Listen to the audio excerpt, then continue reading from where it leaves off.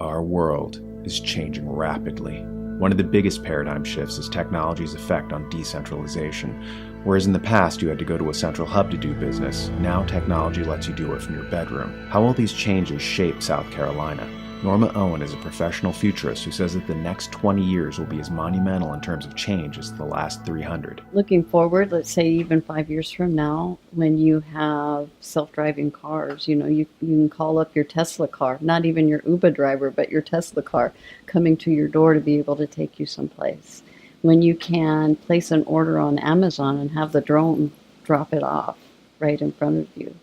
When we've gone through a disruption of the banking industry, so now you're doing your banking, via your phone, maybe not even your phone. You're just calling up to your house computer on some of these Echo devices and going, hey, I'd like to make a withdrawal from this account and actually transfer it to that account, and it's simply a voice transaction.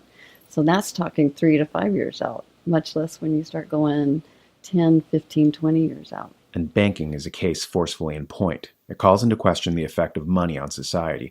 Economist Bruce Yandle has some insights into the changing dynamic of global currencies relative to the dollar and the effect this will have on the decentralization of the South Carolina economy. But South Carolina is a very small economy relative to the total, and so we have some special traits. Our number one export partner is China. Part of that relates to the fact that we produce automobiles in South Carolina that a lot of Chinese won't. And so if their currency became strong relative to ours, that would mean our BMWs would become cheaper to them. And while BMW has a hard time satisfying the Chinese demand for luxury automobiles, it would even be harder. So you could say the exporters to China would be improved in their position if the yuan becomes stronger relative to the dollar. But then when you look, well, where does South Carolina get its inputs? Where do we buy from when we shop globally? Germany is our number one provider of imports. That happens to coincide also with BMW. The engines for the BMW automobiles are imported into South Carolina from Germany. And so you have these peculiar flows, and in the case I've just mentioned, flows that rotate around one major manufacturer in South Carolina. And so if the dollar became weak relative to other currencies, then BMW would be paying more for their engines and transmissions that they might be bringing in from abroad and other component parts. So there might be some shifts of manufacturing that would take place. Some more things might be produced locally than imported in that case. Many other experts agree that as the dollar appears to be heading toward a global reset and possibly losing its place as the world reserve currency, it will lead to some profound readjustments as we shift from globalism to localism. This will have major effects on the world economy in general and will add to the growing decentralization of the South Carolina economy in particular, as Norma Owen explains. Where we were going anyway in the current environment was much more high-tech manufacturing, advanced manufacturing, and in a global economic volatility, it becomes much more cost-effective to begin to look at producing in your own backyard. Now, extrapolating it out another 20 years, when you are moving towards molecular manufacturing, what I actually see are centers, let's say maker spaces, where we are 3D printing what we need or what we want.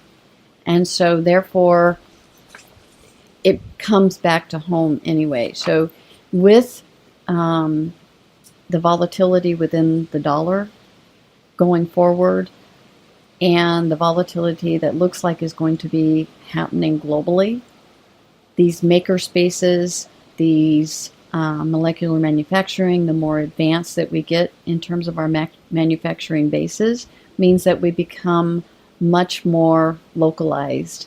I say hyper global, hyper local, we begin to move towards that hyper local base. So anything that you need is actually produced, maybe even in your own neighborhood makerspace, right, where everybody comes together. And so rather than going to a store, you go and you pick out a design and it is printed there for you.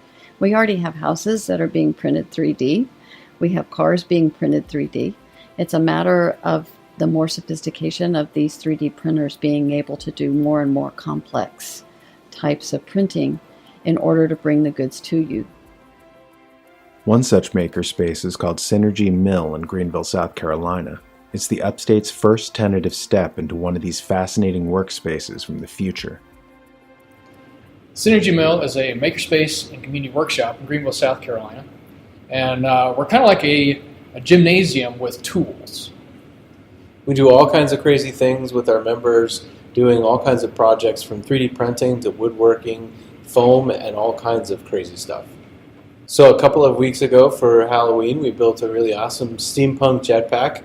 We used our laser cutter to create some very tight-fitting acrylic pieces and some PVC pipe and some 3D printed parts to build a pressure vessel that takes dry ice and shoots it out.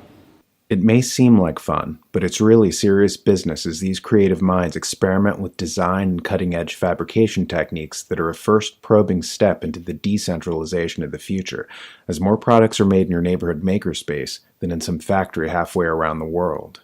As technology advances, decentralization seems to be the trend, with the internet decentralizing how we buy, or blockchain technology responsible for things like Bitcoin decentralizing how transactions can take place, with information nodes spread out to make hacking almost impossible since there is no central location to hack, to even the world of crime, where terrorists favor cells as a decentralized method to avoid destruction by outside authorities.